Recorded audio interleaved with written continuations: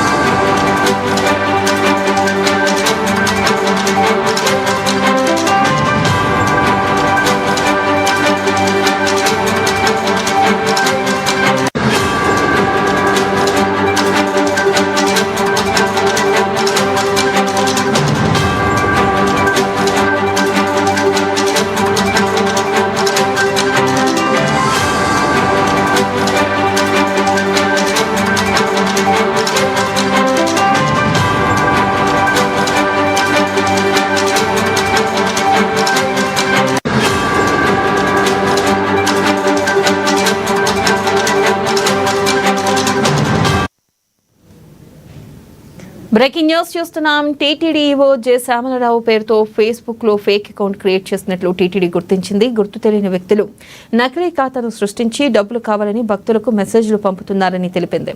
ఇది పూర్తిగా మోసగాళ్ల చర్య అని భక్తులు అప్రమత్తంగా ఉండాలని టీటీడీ సూచిస్తూ ప్రకటన విడుదల చేసింది.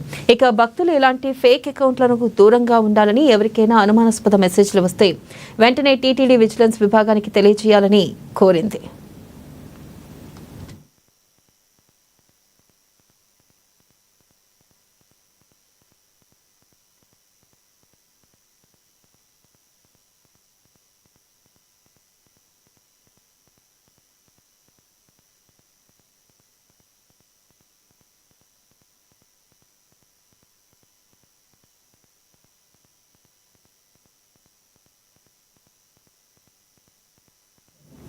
హైదరాబాద్ పంజాగుట్టలో రోడ్డు